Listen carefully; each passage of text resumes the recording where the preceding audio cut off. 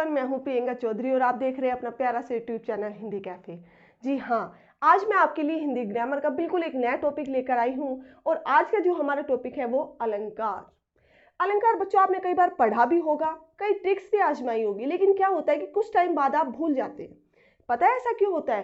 क्योंकि मेरा तो यही मानना है कि जब तक आप किसी भी टॉपिक का बेसिक नहीं समझोगे तब तक उसको जानना और जानकर समझ पाना बिल्कुल ही इम्पॉसिबल है। तो आज की जो वीडियो है हमारा अलंकार, उस वीडियो में मैं आपको प्रत्येक अलंकार की 3 से 4 एग्जाम्पल ऐसे देने वाली हूं जो आपके लास्ट ईयर के एग्जाम्स में पूछे गए हैं। तो आज की वीडियो हम बिल्कुल बेसिक से स्टार्ट करते हैं और बिल्कुल बेसिक से स्टार्ट करके मैं आपको आज की वीडियो में ही बनाने वाली हूं जीरो से हीरो। तो भाई बनना है ना सभी को हीरो। ओके, तो शुरू करते हैं हमारी वीडियो। अलंकार, अलंकार का शाब्दिक अर्थ क्या होता है बच्चों? आभूषण या गहना। और अलंकार 2 शब्दों से मिलकर बनता है, अलम प्लस कार। अलम प्लस कार, ठीक है। अलम का अर्थ होता है अलंकृत या आभूषण और कार का अर्थ होता है करना। जो आभूषित करे या जो भूषित करे वही क्या होता है? हमारा अलंकार होता है। जिस प्रकार से क्या होता है कि लेडीज होती है, जब वो आभूषणों को धारण कर लेती है तो उसके रूप सौंदर्य में क्या हो जाती है? वृद्धि हो जाती है, वो ज्यादा सुंदर लगने लग जाती है। उसी प्रकार से जो काव्य होता है तो उसमें जब हम अलंकार का प्रयोग करते हैं तो उस काव्य में, उसके अर्थ में भी और उस काव्य के शब्दों में भी क्या होता है? एक चमत्कार उत्पन्न हो जाता है। तो वही चमत्कार क्या कहलाता है? हमारा अलंकार। तो अलंकार की डेफिनेशन क्या होगी? काव्य की शोभा बढ़ाने वाले तत्वों को अलंकार कहते हैं। काव्य की शोभा बढ़ाने वाले तत्वों को क्या कहते हैं? अलंकार कहते हैं। एक बात और, अलंकार की व्युत्पत्ति किससे हुई है? तो मैं आपको बता दूं, अलंकार शब्द की व्युत्पत्ति अलम प्लस क्री प्लस घ्य। प्लस को मैंने बताया था हिंदी में क्या बोलते हैं इनको? धन। अलम धन क्री धन घ्य। अब आपसे कई बार पूछ लिया जाता है कि अलंकार में उपसर्ग क्या है, प्रत्यय क्या है, मूल शब्द क्या है। तो देखिए आप इधर, अलम जो शब्द है वो हमारा उपसर्ग है, घ्य हमारा प्रत्यय है और क्री हमारा क्या है? मूल शब्द है। क्लियर? अगर मैं आपसे पूछूं कि अलंकार में प्रत्यय क्या है, घ्य प्रत्यय है, उपसर्ग क्या है, अलम उपसर्ग है और मूल शब्द क्या है? क्री है। क्लियर यहां तक? अब एक मोस्ट इंपोर्टेंट थिंग कि अलंकार शब्द के जनक कौन है? अलंकार शब्द के जनक कौन है? तो कौन है? आचार्य भामह। जनक कौन है हमारे? आचार्य भामह। क्लियर? आपके काफी क्वेश्चन यहां क्लियर हो चुके हैं कि अलंकार किन शब्दों से मिलकर बना है, उनका अर्थ क्या होता है, अलंकार की डेफिनेशन क्या होती है, अलंकार की व्युत्पत्ति किन शब्दों से होती है, उसमें प्रत्यय कौन सा होता है, उपसर्ग कौन सा होता है और सबसे मेन कि अलंकार शब्द के जनक कौन है। अब हम आगे चलते हैं। तो अलंकार के भेद कितने होते हैं? अलंकार के 2 भेद होते हैं, एक होता है शब्द अलंकार, एक होता है अर्थ अलंकार। काफी मान लेते हैं उभयालंकार को भी। तो अलंकार के कितने भेद हो गए? 3, शब्द अलंकार, अर्थ अलंकार और एक होता है हमारा उभयालंकार। लेकिन उभयालंकार हमारे सिलेबस में नहीं होता। उभयालंकार से रिलेटेड जो भी अलंकार होते हैं वो हमारे सिलेबस में नहीं है, इसलिए हमें सिर्फ 2 ही पढ़ने हैं, शब्द अलंकार और अर्थ अलंकार। अब शब्द अलंकार क्या होते हैं और अर्थ अलंकार क्या होते हैं? देखो, शब्द अलंकार भी 2 शब्दों से मिलकर बना है, शब्द प्लस अलंकार। तो काव्य की शोभा बढ़ाने वाले तत्वों को क्या कहा जाता है? अलंकार कहा जाता है। लेकिन शब्द अलंकार क्या किसे कहेंगे हम? तो शब्द अलंकार हम कहेंगे जिसमें शब्द में चमत्कार उत्पन्न हो। जिसमें शब्द में चमत्कार उत्पन्न हो वो क्या कहलाएगा? हमारा शब्द अलंकार। और जहां अर्थ में चमत्कार उत्पन्न हो वो हमारा क्या कहलाएगा? अर्थ अलंकार। अब बात आती है इनके भी भेदों की, कि शब्द अलंकार में कौन कौन से आते हैं और अर्थ अलंकार में कौन कौन से अलंकार आते हैं। ये भी कई बार पूछ लिया जाता है, आपको 4 ऑप्शन दे दिया जाएगा, इसमें से एक बिल्कुल अलग होगा, वो चाहे शब्द अलंकार का हो सकता है या अर्थ अलंकार का। तो आपको ये भी याद करना है कि शब्द अलंकार में 5 भेद होते हैं शब्द अलंकार के, अनुप्रास, यमक, श्लेष, वक्रोक्ति, वीप्सा या पुनरुक्ति प्रकाश। क्लियर। और हमारे अर्थालंकार में कौन कौन से अलंकार होते हैं? उपमा अलंकार, रूपक अलंकार, उत्प्रेक्षा अलंकार, मानवीकरण अलंकार, विरोधाभास अलंकार, संदेह अलंकार, अतिशयोक्ति अलंकार, भ्रांतिमान, विभावना, अन्योक्ति, प्रतीप और विशेषोक्ति, और भी होती है कुछ। क्लियर। तो बच्चों आज की इस वीडियो में हम पढ़ने वाले हैं शब्द अलंकार किसे कहते हैं और शब्द अलंकार के भेदों के बारे में। ठीक है।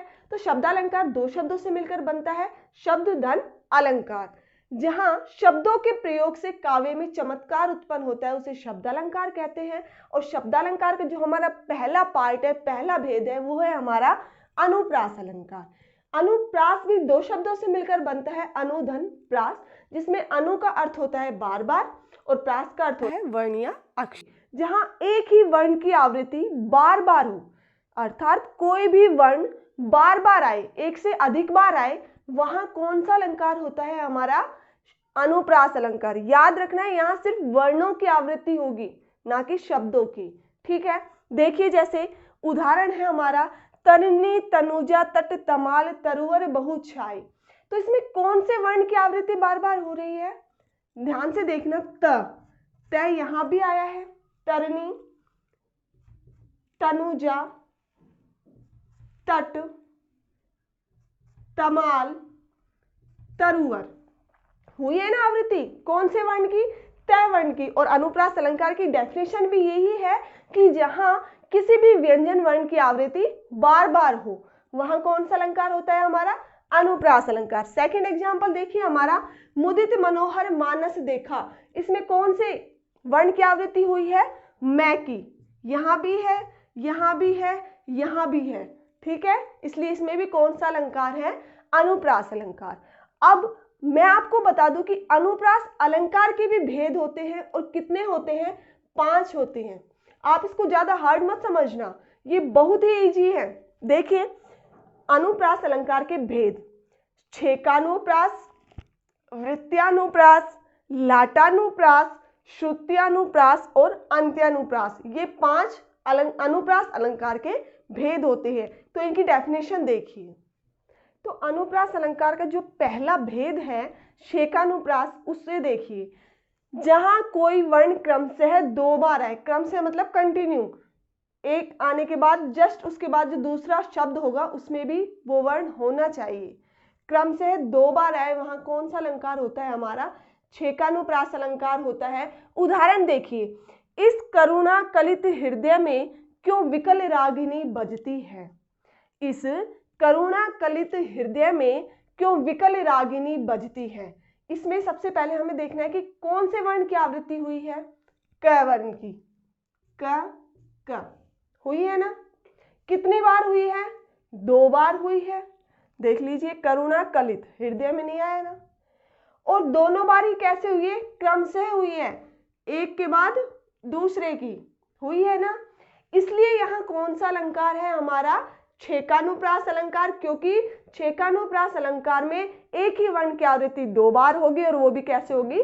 क्रमशः होगी। सेकंड एग्जांपल, कंकन किंकिन नुपुर धुनि सुनी।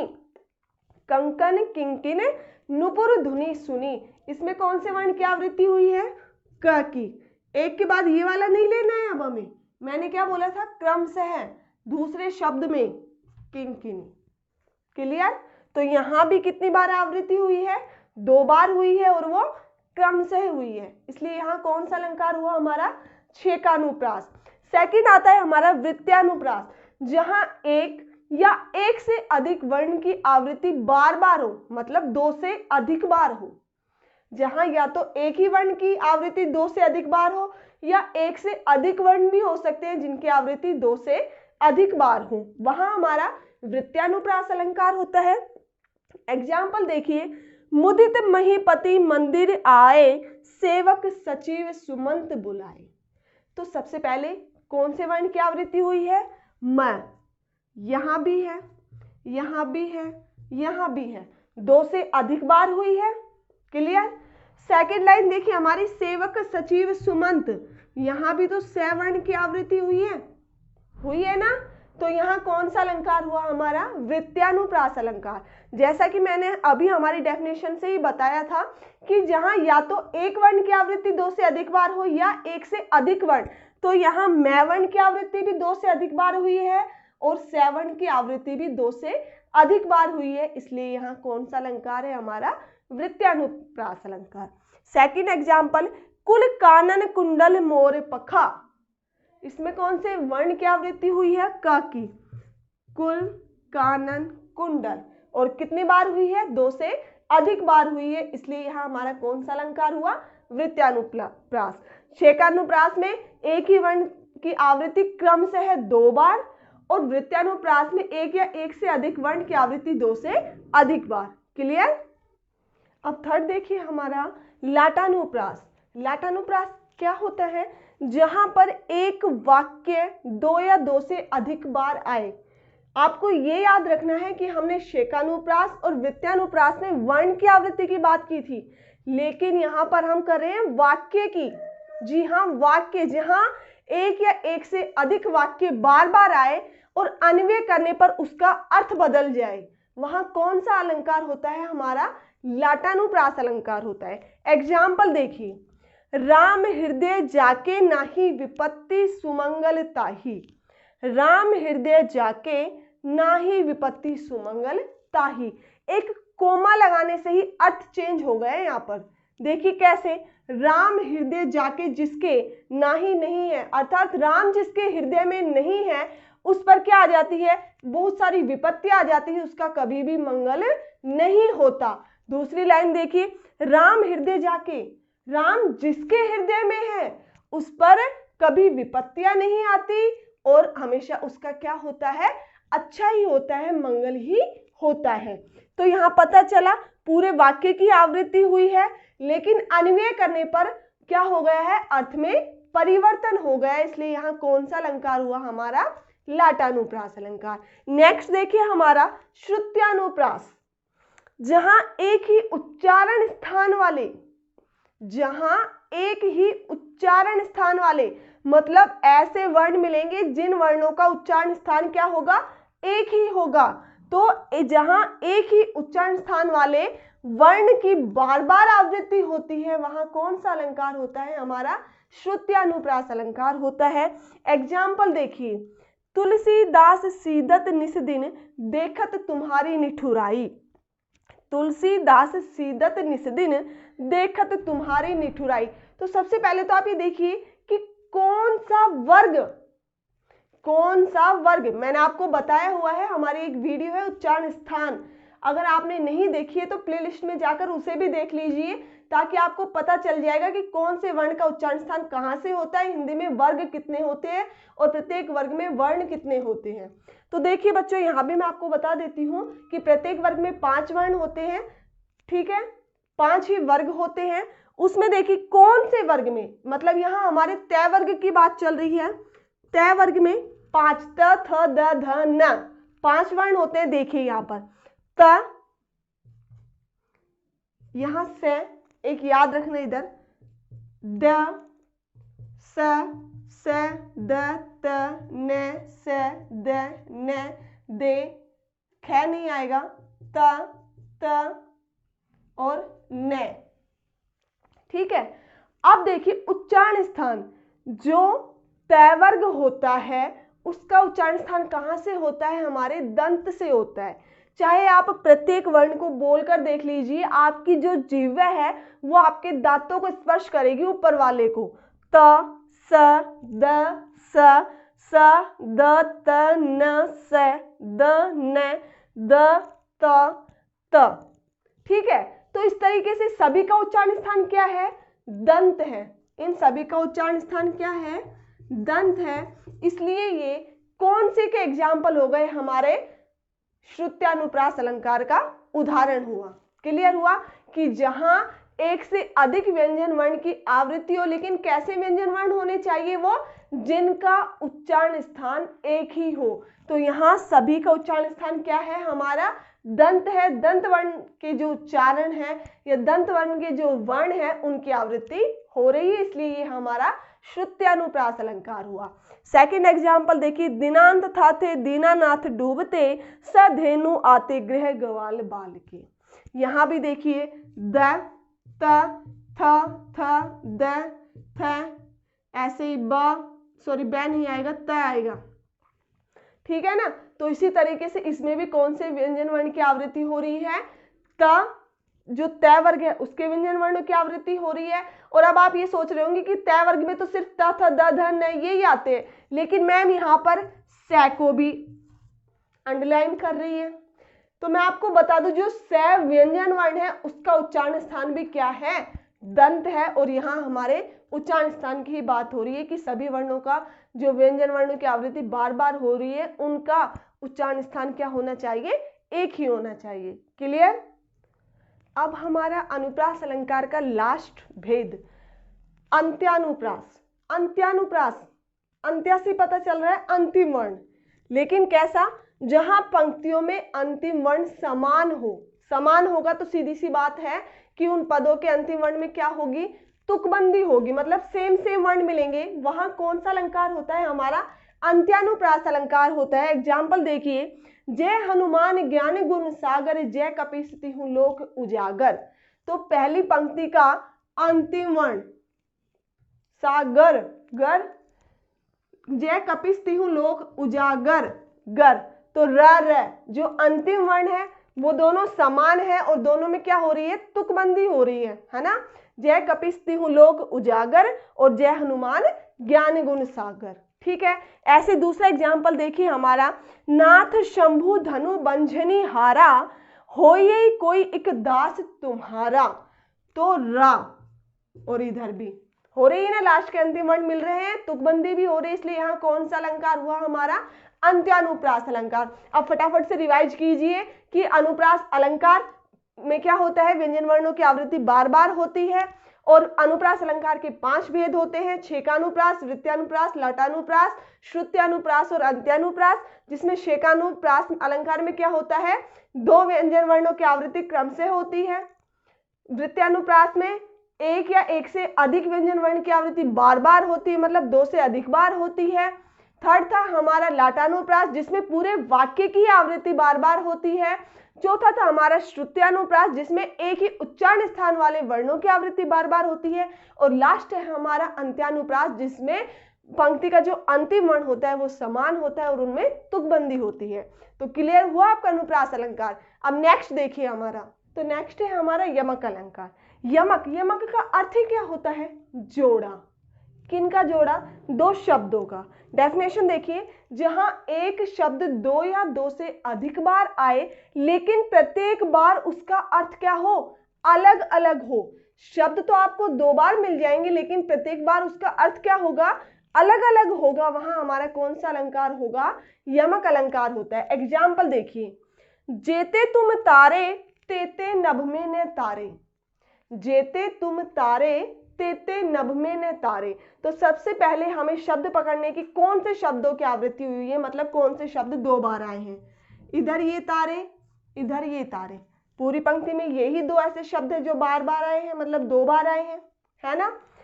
तो यहाँ जेते तुम तारे श्री कृष्ण के लिए कहा गया है कि जितनों का तुमने उद्धार किया है, तारे अर्थात उद्धार किया है, तेते उतने तो नभ आकाश में भी न नहीं है तारे सितारे।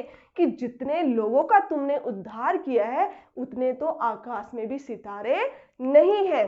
एक ही शब्द 2 बार आया, तारे तारे, प्रत्येक बार उसका अर्थ अलग अलग। प्रथम का क्या निकला, उद्धार, और दूसरे का सितारे, इसलिए यह कौन सा अलंकार हुआ, हमारा यमक अलंकार हुआ।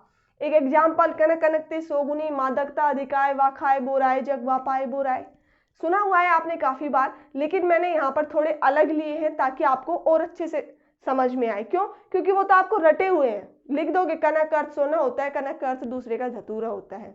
सेकंड देखिए हमारा एग्जाम्पल, सजना है मुझे सजना के लिए। सजना है मुझे सजना के लिए। तो यहाँ सजना शब्द कितनी बार आया है, 2 बार। पहले सजना का क्या अर्थ है? सजना मतलब मुझे श्रृंगार करना है, किसके लिए? सजना, पति के लिए। तो यहाँ पहले का क्या हो गया? श्रृंगार, और दूसरे का हो गया पति।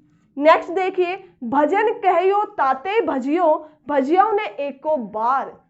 भजन कहियो ताते भजियो मतलब जब हमने उसे भजन करने के लिए कहा तब वो भजियो भाग गया। भजियो भजन ने नहीं किया एको बार, एक बार भी भजन नहीं किया। तो पहले भजियो का अर्थ क्या हुआ? भाग जाना, और दूसरे भजियो का अर्थ हुआ हमारा क्या?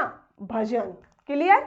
नेक्स्ट देखिए, 3 बेर खाती थी वो 3 बेर खाती है। यहाँ बेर शब्द की आवृत्ति हुई है, ठीक है, 2 बार आए हैं, लेकिन इसमें 3 बेर, बेर मतलब 3 फल, बेर यहाँ पर क्या है? फल के रूप में है। 3 बेर खाती थी वो 3 बेर खाती है, 3 बेर अर्थात 3 बार मतलब समय, यहाँ समय दर्शाया गया है और यहाँ पर फल दर्शाया गया है। इसलिए आपने देखा सभी एग्जाम्पल में कि प्रत्येक शब्द आया तो 2 बार है, लेकिन उसका अर्थ क्या है? अलग अलग है। इसलिए हमारा कौन सा अलंकार होता है यहाँ पर? यमक अलंकार। क्लियर? तो नेक्स्ट अलंकार देखिए हमारा श्लेष अलंकार। श्लेष का शाब्दिक अर्थ क्या होता है? श्लेष का शाब्दिक अर्थ होता है चिपकना। जहां एक ही शब्द आए वाक्य में लेकिन उसके अर्थ अनेक चिपके हुए हैं उससे, एक ही शब्द से उसके अनेक अर्थ चिपके हुए हो, वहां कौन सा अलंकार होता है? हमारा श्लेष अलंकार होता है। डेफिनेशन देखिए, जहां कोई शब्द एक ही बार आए किंतु अर्थ एक से अधिक निकले, मतलब शब्द एक बार ही आएगा उसके अर्थ एक से ज्यादा निकलेंगे, वहां कौन सा अलंकार होता है? हमारा श्लेष अलंकार होता है। एग्जाम्पल देखिए, पाने गए ने उबरे मोती मानुष चून। अब आप कंफ्यूज नहीं होना है आपको बिल्कुल भी, क्योंकि एग्जाम्पल है, रहीमन पानी राखिए बिन पानी सब सून, पानी गए ने उबरे मोती मानुष चून। अब देखिए यहाँ जो ये पानी शब्द है ये इन तीनों के लिए अलग अलग अर्थ रखता है। कैसे? पानी, मोती, मोती का अर्थ किससे होगा? मतलब मोती के लिए पानी का अर्थ क्या होगा? उसकी चमक, मोती की चमक से। पानी का अर्थ मानुष, मानुष अर्थात मनुष्य के लिए क्या होगा? उसकी इज्जत, मान, सम्मान, प्रतिष्ठा, उससे होता है। और चून, चूने से होता है साधारण जल। तो जहां यहां पर जो ये पानी शब्द है वो आया तो एक ही बार है लेकिन उसके अर्थ अनेक निकले, मतलब यहाँ 3 निकले हैं। मोती के लिए चमक, मनुष्य के लिए इज्जत और चूने के लिए साधारण जल। इसलिए यहाँ कौन सा अलंकार हुआ? हमारा श्लेष अलंकार। नेक्स्ट एग्जाम्पल, मंगन को देखी पट देत बार बार। मंगन मांगने वाले को देखी देख करके पट देते बार बार। पट का अर्थ यहाँ पर 2 है। एक तो होगा हमारा वस्त्र, पट का क्या होता है? वस्त्र होता है कि मांगने वाले को देखकर वो बार बार वस्त्र दे रही है। और एक पट का मीनिंग होता है दरवाजा। जब हम क्रोध में आ जाते हैं तो क्या करते हैं? कई बार दरवाजे को बंद कर देते हैं, उसको बार बार मारते हैं, ऐसे ही होता है ना, बार बार देते दरवाजे।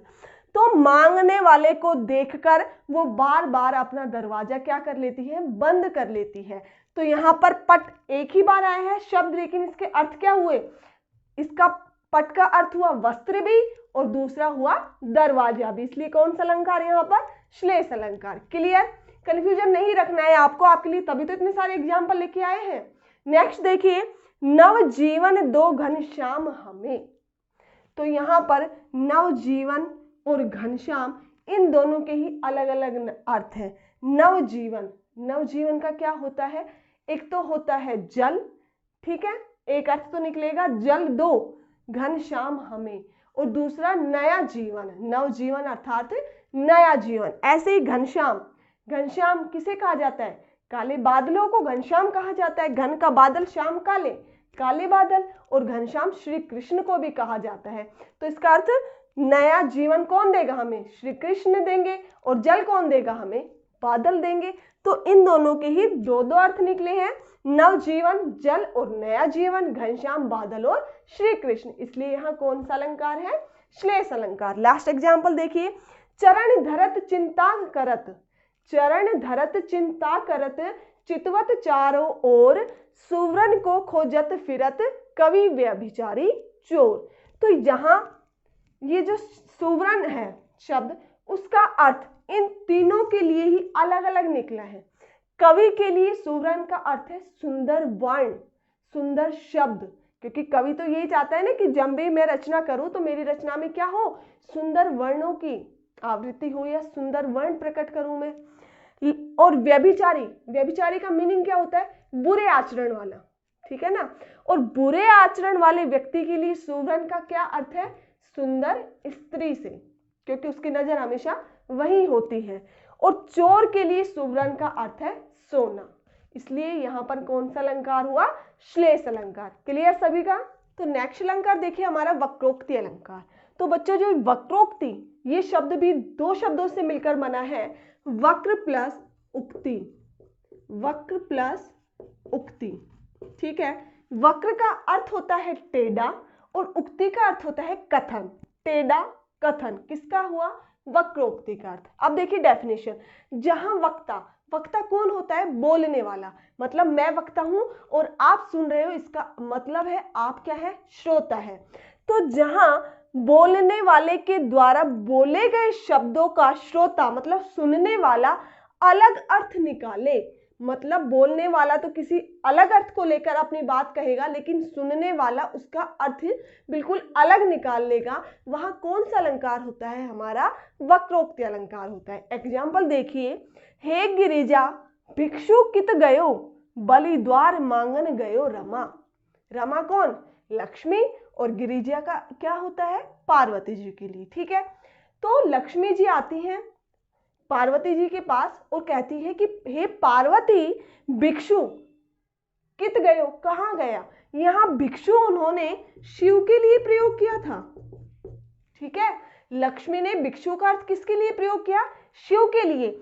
लेकिन जो पार्वती जी हैं वो श्रोता, मतलब जो इन्होंने, रमा ने पूछा कि भिक्षु कित गयो, मतलब इन्होंने पूछा तो शिव के लिए था, लेकिन ये इसका उल्टा अर्थ निकालते हुए उत्तर क्या देती है कि बलि द्वार, राजा बलि के द्वार पर मांगन मांगने गयो गया है। और राजा बलि के द्वार पर मांगने के लिए कौन गए थे, विष्णु जी गए थे, ठीक है। रमा, लक्ष्मी ने तो पूछा था शिव के लिए कि भिक्षु कहां गया, लेकिन उन्होंने प्रत्युत्तर बिल्कुल विपरीत दिया, मतलब उनके अर्थ को नहीं समझा, बल्कि अलग अर्थ निकालकर उनको लगा पार्वती जी को कि ये किसके बारे में पूछ रहे हैं, विष्णु के बारे में। इसलिए उन्होंने प्रत्युत्तर क्या दिया कि विष्णु जी राजा बलि के द्वार पर मांगने के लिए गए हैं। इसलिए यहाँ कौन सा अलंकार हुआ, वक्रोक्ति अलंकार। नेक्स्ट एग्जाम्पल देखिए, द्वार पर को प्रिय हरि तरु शाखा जाऊ, प्रिय मधुसूदन तेरव का काम। क्या होता है, एक बार एक छोटी सी स्टोरी बताती हूँ मैं आपको कि राधिका रानी अंदर बैठी रहती है और उनका दरवाजा बंद होता है। तभी श्री कृष्ण जी आते हैं और दरवाजे को खटखटाते हैं। लेकिन राधा अंदर से क्या कहती है दरवाजे की आवाज सुनकर कि द्वार पर, दरवाजे पर को कौन है, कि दरवाजे पर कौन है। और जब वो ऐसा प्रश्न करती है तो श्री कृष्ण कहते प्रिय हरि, प्रिय हरि मतलब मैं कृष्ण। लेकिन राधिका रानी हरि का अर्थ श्री कृष्ण से न लेकर क्या ले लेती है, बंदर। हरि का अर्थ बंदर भी तो होता है ना, और वो इसके अर्थ को मतलब श्री कृष्ण के अर्थ को न लेकर किसका अर्थ ले लेती है, बंदर। और उसके बाद में क्या कहती है राधा कि तरु पेड़ की शाखा शाखा पर जाहू जाओ, कि तुम पेड़ की शाखा पर जाओ, तुम्हारा यहाँ क्या काम है।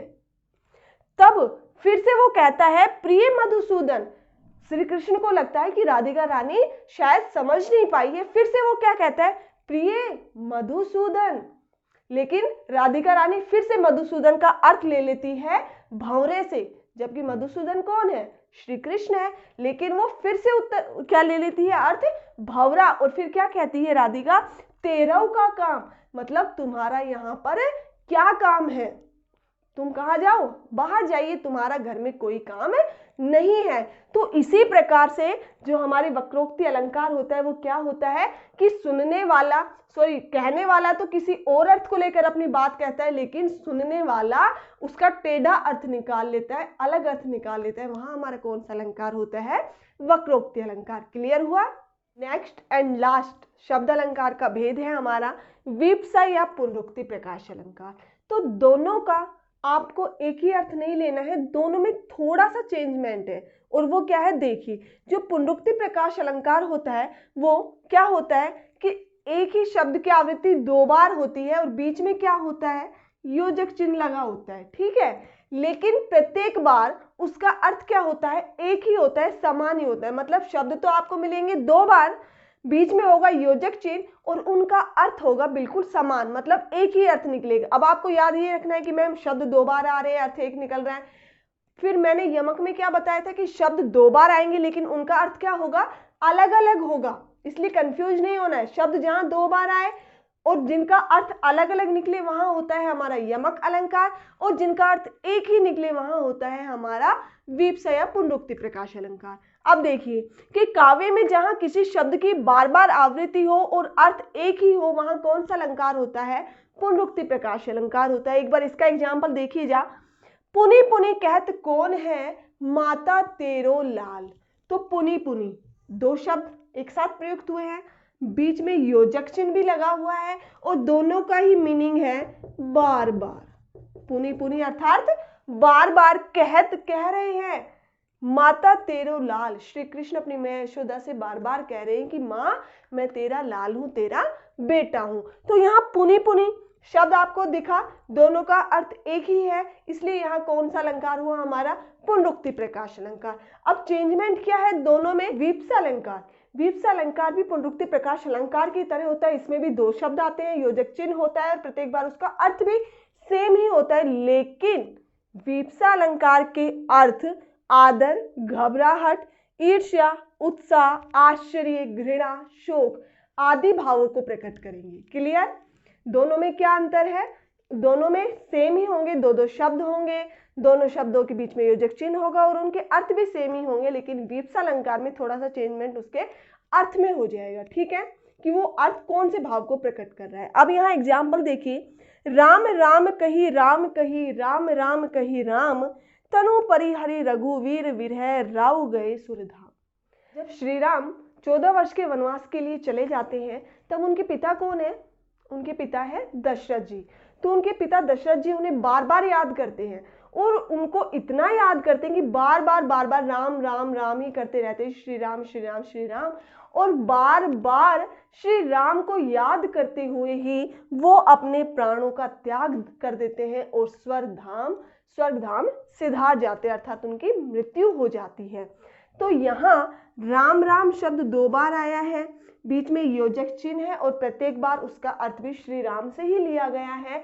लेकिन यहाँ इसके अर्थ में घबराहट क्या हुई है, घबराहट महसूस हुई है। किसको, दशरथ जी के, जो जब वो राम राम नाम का जाप कर रहे हैं या राम राम का उच्चारण कर रहे हैं तब उनके अर्थों में घबराहट प्रतीत हुई है हमें, इसलिए यहाँ कौन सा अलंकार होगा, वीप्सा अलंकार। क्लियर हुआ अच्छे से? Thank you so much last तक वीडियो देखने के लिए, और अर्थ अलंकार की वीडियो देखने के लिए पार्ट सेकंड देखिएगा। Thank you so much.